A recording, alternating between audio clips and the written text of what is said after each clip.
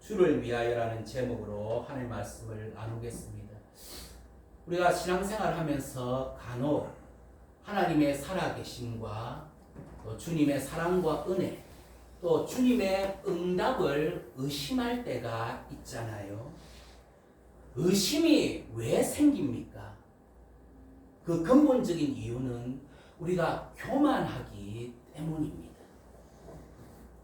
왜 교만해집니까? 내가 나를 잘 안다라고 하는 이 착각 때문에 교만이 생기는 것입니다. 근데 사실은 내가 나를 잘 알지 못합니다.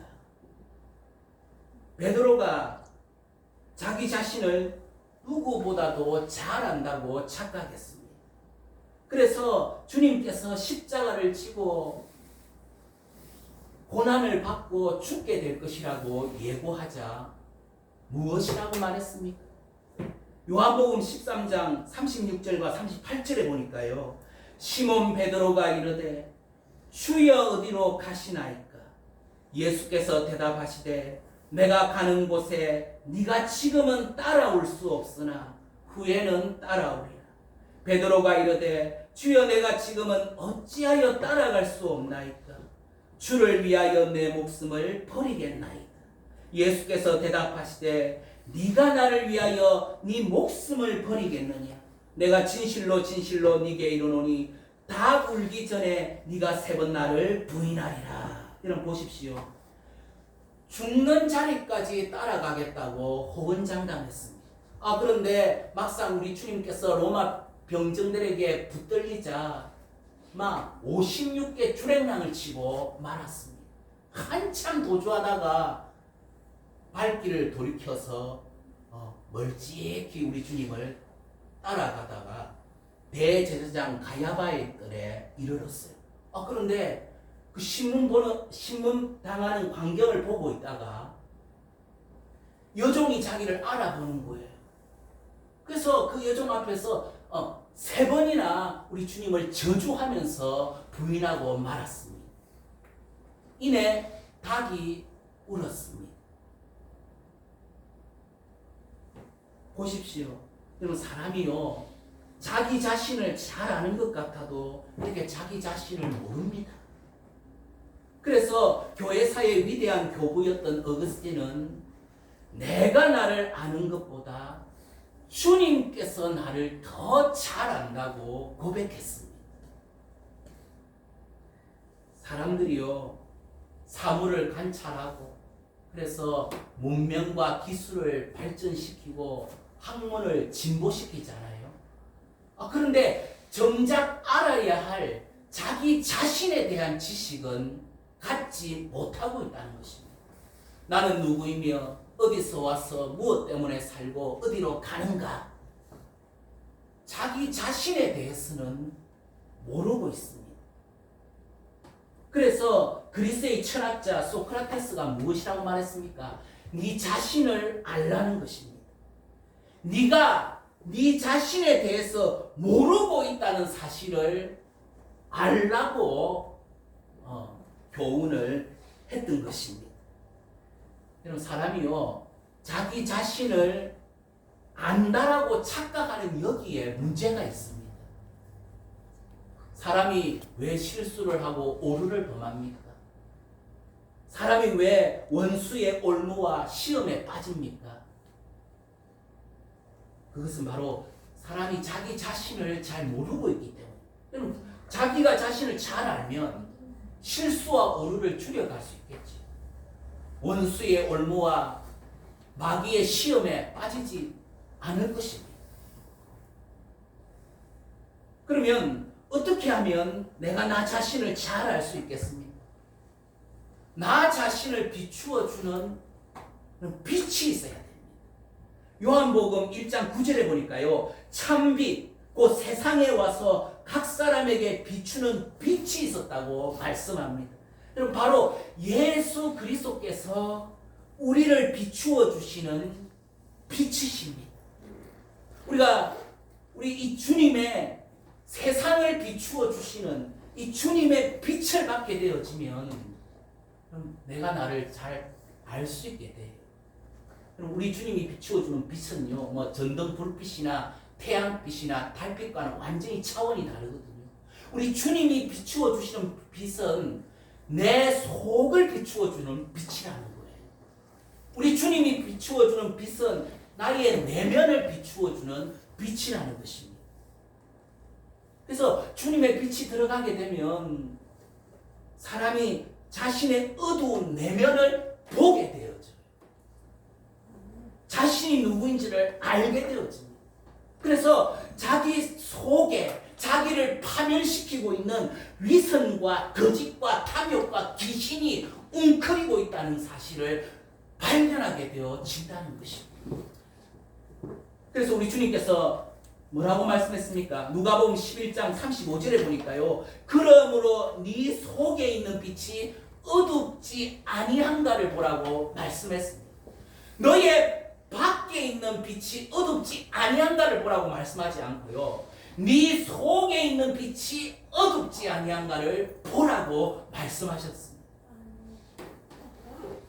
우리 주님께서 왜 바리새인들을 책망했습니까? 그 사람들 육신의 눈은 밝아서 뭐 사물도 잘 보고 죄인들도 잘 판단하지만 정작 보아야 할 자기 자신을 보지 못하더라는 것입니다.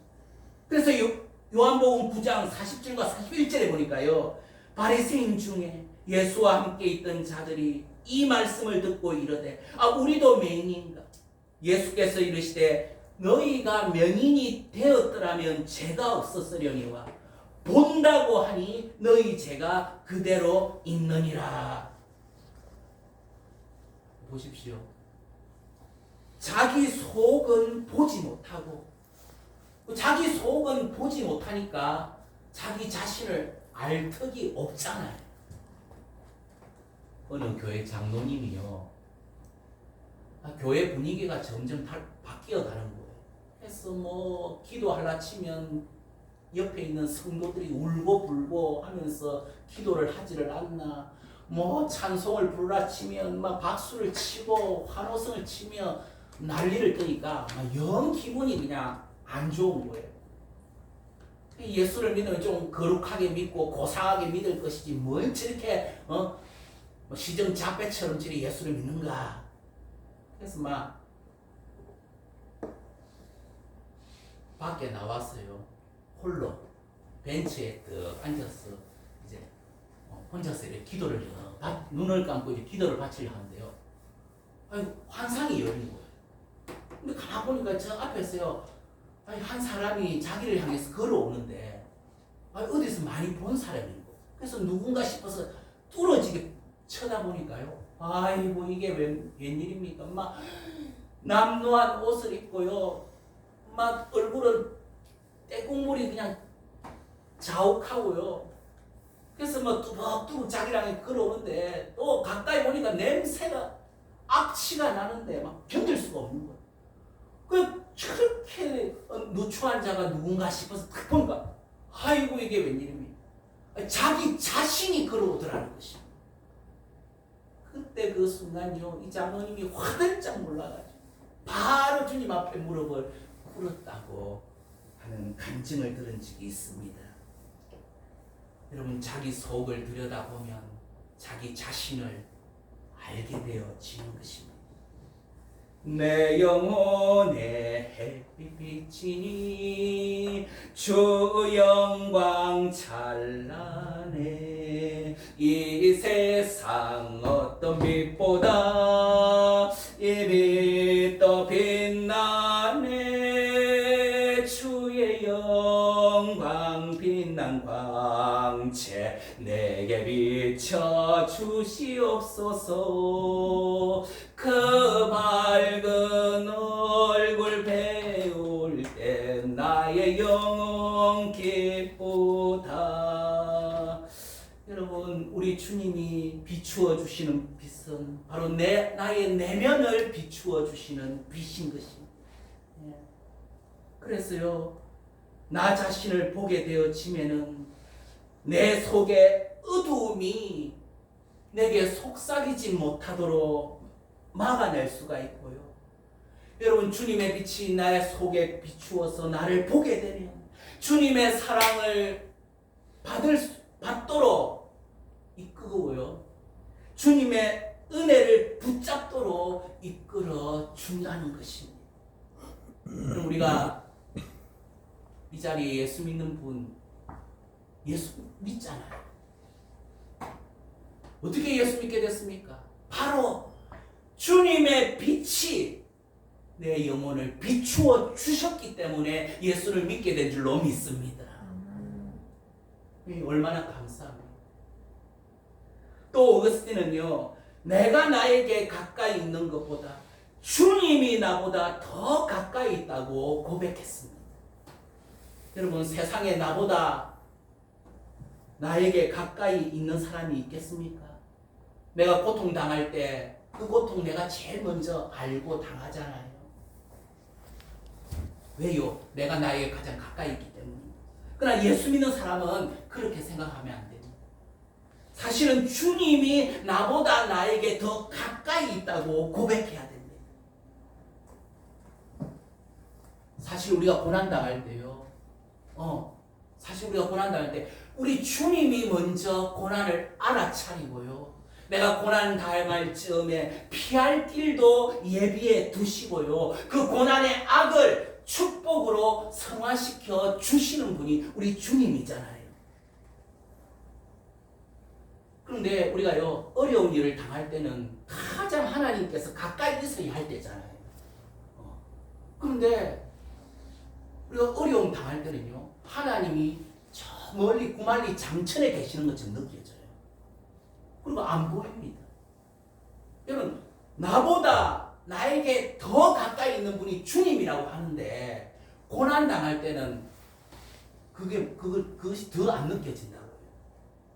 그래서 우리 따지잖아요. 하나님 왜 방관하십니까? 왜 멀리 서 계십니까?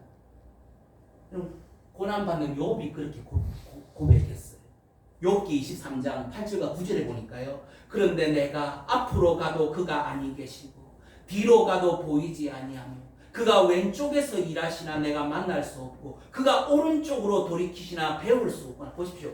앞뒤를 둘러보고 좌우를 살펴봐도 지금 고난당하고 있는 자기 자신을 도와줄 하나님이 보이지 않더라는 것입니다.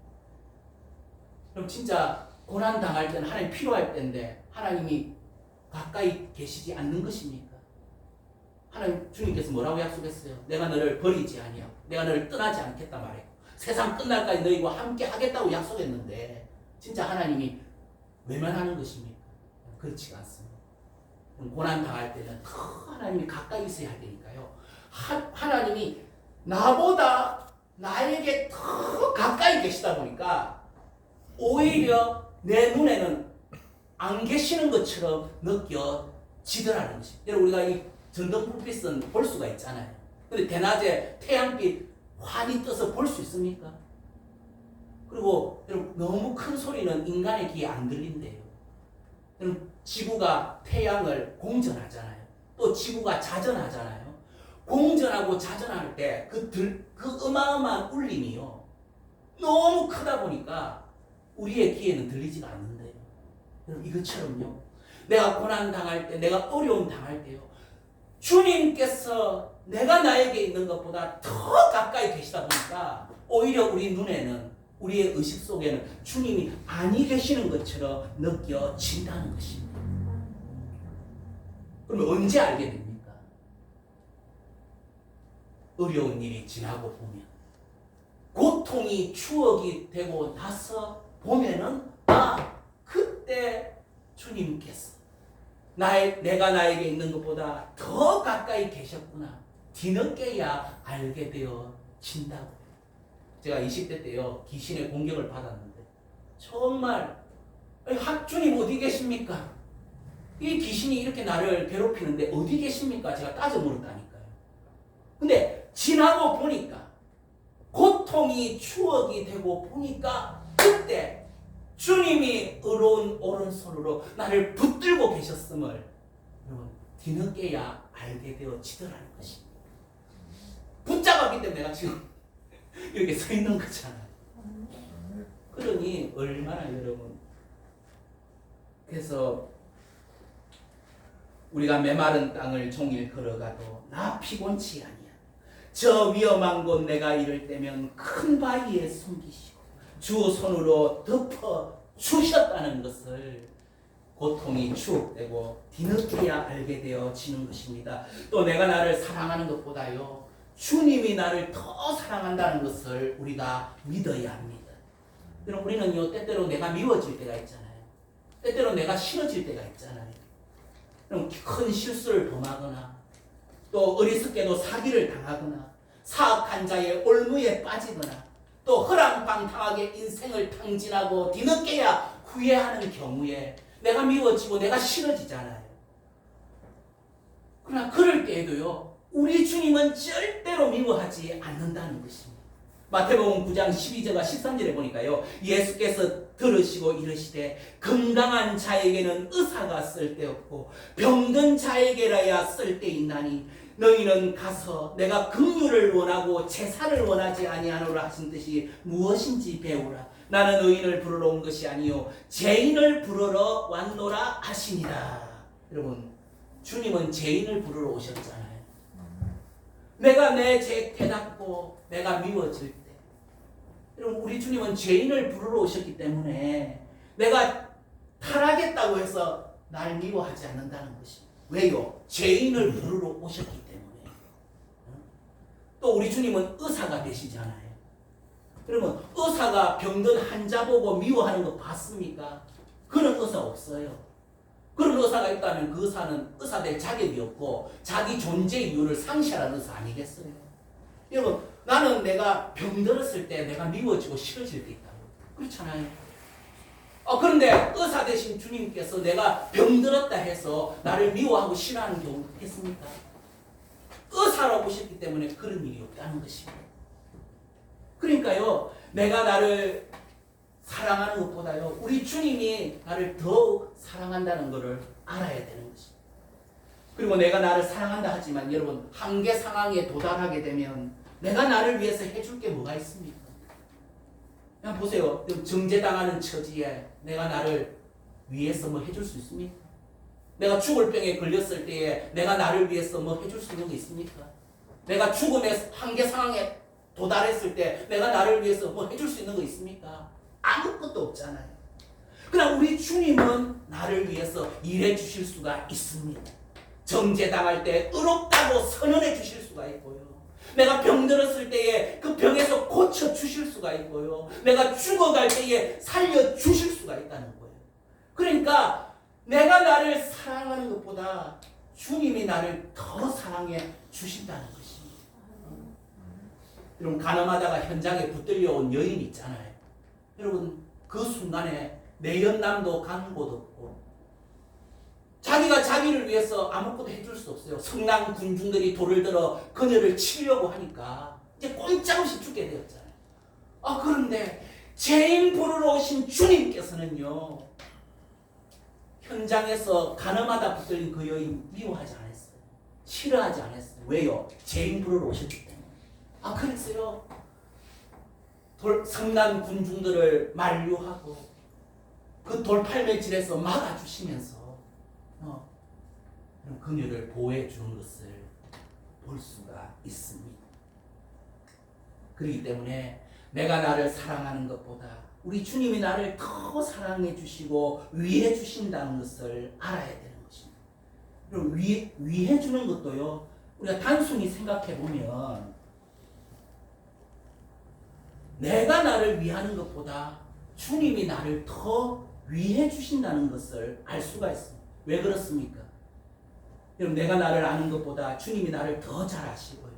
내가 나에게 가까이 있는 것보다 우리 주님이 더 가까이 계시고요. 내가 나를 사랑하는 것보다 우리 주님이 나를 더 사랑하시니 내가 나를 위하는 것보다 우리 주님이 나를 더 위해 주시는 것입니다. 이것이 신앙의 기초입니다. 그러면 이제 우리가 누구를 위해서 살아야 하겠습니까?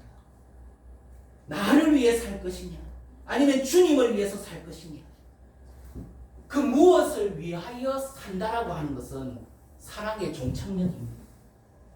여러분 사랑이라고 하는 것은요 그 무엇을 위하는 것이 없으면 그 사랑은 공허한 단어에 불과하잖아요. 예를 들어서 내가 너를 사랑한다 그렇게 말한다 하더라도 그 상대방을 위해서 뭔가 위하는 것이 없다면 뭐 메아리에 불과한 거잖아요. 돌아오지 않는 메아리에 불과한 거잖아요. 우리가 아무리 제사를 바쳐도 주님으로부터 긍휼을 입지 못한다면 그 제사가 무슨 소용이 있습니까?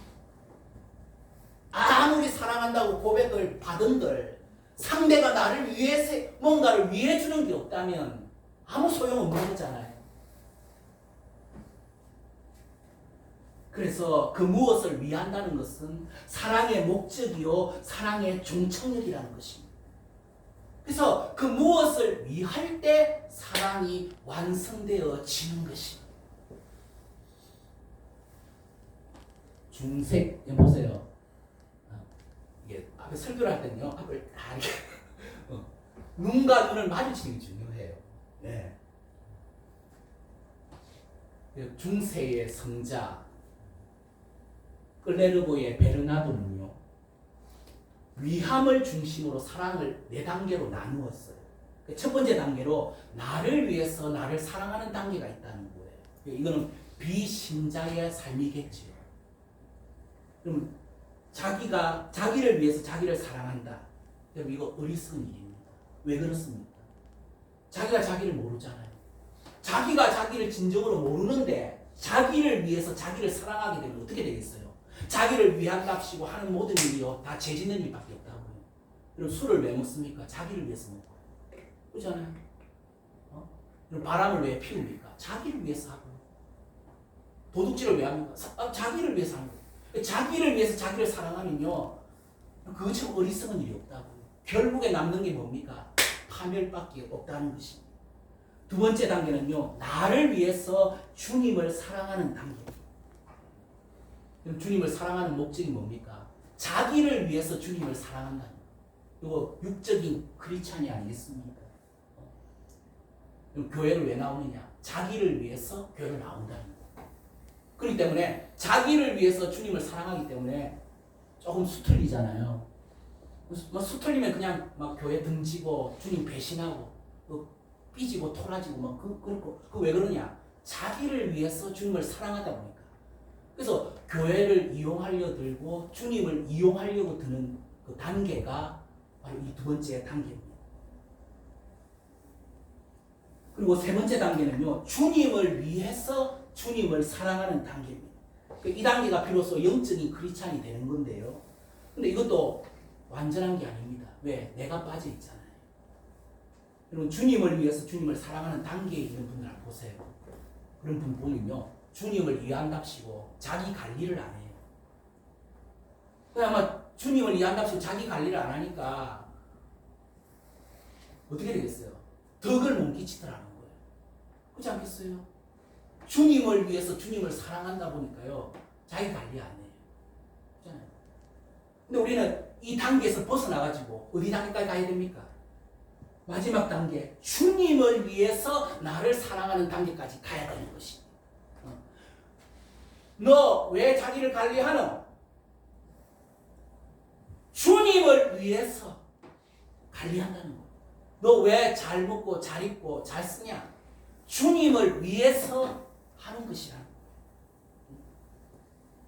거예요. 이 최고 단계가 바로 중세의 성자 클레르보의 베르나드가 말했습니다. 그러면 우리가 왜 주님을 위해서 나를 사랑하며 살아야 하겠습니까? 그것은 우리 주님이 나를 위해서 사셨기 때문입니다. 여러분 보세요. 우리 주님은요 이 땅에 왜 오셨습니까? 나 때문에 오셨잖아요. 주님이 왜 십자가 지셨습니까? 나를 위해서 지셨잖아요. 왜 고난받고 죽었습니까? 나를 위해서. 왜 성천했습니까? 나를 위해서. 또 주님 재림하실 것인데 왜 오십니까? 나를 위해서 오실 것이거든요. 그러니까 주님은 나를 위해서 사셨다고. 그렇기 때문에 여러분 우리 주님이 나를 위해서 살았기 때문에 내가 또 주님을 위해서 살게 되어지면 어떻게 됩니까? 사랑이 합일되는 거 아니겠어요? 주님이 나를 위해 살고 내가 주님을 위해 살게 되면 사랑이 하나 되고 일치하고 합일됐잖아요. 그러면 온전히 하나 되는 것입니다. 온전히 하나 되면 예수 죽음 내 죽음, 예수 부활 내 부활, 예수 생명 내 생명이 되니까 여러분 내가 살게 되어지는 것입니다. 그러니까 주님을 위해서 사는 것이 곧 나를 위해 사는 것임을 여러분 알아야 되는 것입니다. 이것이 하늘 지혜입니다. 이 하늘 지혜가 없으면 나를 위해 사는 것이 나를 위한 삶이라고 착각하는 것입니다.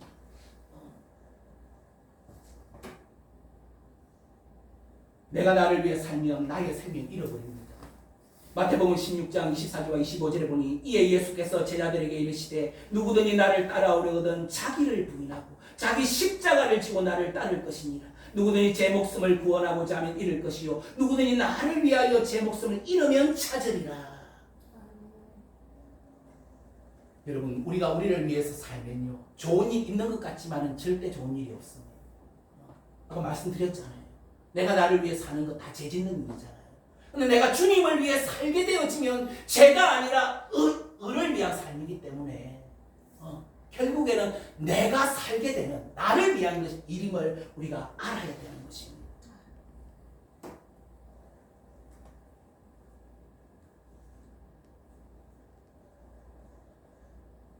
여러분 자기를 부인하고 자기 십자가를 진다는 게 무슨 말입니까? 내가 나를 모릅니다. 근데 주님이 나를 더 잘 압니다. 나보다 주님이 나에게 더 가까이 계십니다. 주님이 나를 더 위하고 계십니다. 나보다 주님이 나를 더 사랑하시기 때문에 내가 우리 주님을 위해 사는 것 이것이 바로 자기 부인이고 자기 십자가를 지는 것입니다. 그러니까 뭐가 자기 부인이야? 내가 나보다 주님이 나를 더 잘한다. 이걸 인정하는 게 자기 부인이라는 거예요. 내가 나를 사랑하는 것보다 우리 주님이 나를 더 사랑한다. 이걸 인정하는 것이 자기 부인이라는 거예요. 내가 나를 위하는 것보다 우리 주님이 나를 더 위하십니다. 이걸 인정하는 것이 자기 부인이라는 것입니다. 네. 그래서요, 여러분 이제는 우리 어느 단계에 이르러야 되겠습니다. 내가 나를 위하는 단계가 아니라 내가 주님을 위하고 나를 사랑하는 단계. 여러분 여기에 이르러야 되겠습니다. 그래서 주님을 위해 살면 나를 사랑하는 것입니다. 그렇잖아요. 이 진리를 바울 사도가 깨달아서 무엇이라 고백합니까? 갈라디아서 2장 20절에 보니까 내가 그리스도와 함께 십자가에 못 박혔나니 그런즉 이제는 내가 사는 것이 아니요 오직 내 안에 그리스도께서 사시는 것이라. 이제 내가 육체 가운데 사는 것은 나를 사랑하사 나를 위하여 자기 자신을 버리신 하나님의 아들을 믿는 믿음 안에서 사는 것이라. 여러분 보세요. 나를 사랑하사 나를 위하여 사셨던 그분이기 때문에 이제 나도 주님을 위해 산다는 것입니다. 그래서 주님과 하나 되고 일치되어서 살아간다고 그렇게 바울이 고백하고 있는 것입니다. 여러분 사나 죽으나 이제 우리는 주를 위해서 살아야 되겠습니다. 주를 위해 산다는 게 좀 막연할 수 있잖아요. 근데 지극히 작은 일에서부터 시작을 하는 것입니다. 여러분 주변에 이웃에 보세요. 받는 자보다 주는 자가 복이 있다고 그랬잖아요. 그러면 부자가요. 부자가 복이 있습니까? 없습니까? 부자 복이 있는 거잖아요. 근데 부자가 그 부를 이웃 사람에게 나누게 되면 주는 자가 복이 있다 했습니까? 아니 복이 있는데 또 주니까 또 복이 오는 거예요. 그러니까 이 부자가 진짜 복 있는 사람 아니겠어요? 그렇잖아요. 여러분 나는 뭐 가진 게 여러분 그렇지 않습니다. 없는 것 중에 있는 것이 있다고 말씀드렸잖아요. 이순신 장군이 없는 중에 있는 것을 찾아서 외선을 깨뜨렸잖아요. 주님께서는 큰 것을 바라지 않고 지극히 작은 일에서부터 시작하는 것을 바라시는 것입니다. 이것을 유념하고 그래서 지극히 작은 일, 소소한 선행으로부터 시작하는 것이 바로 주님을 위하는 삶임을 알아야 되겠습니다. 우리 찬송가좀 부르고 기도하겠습니다.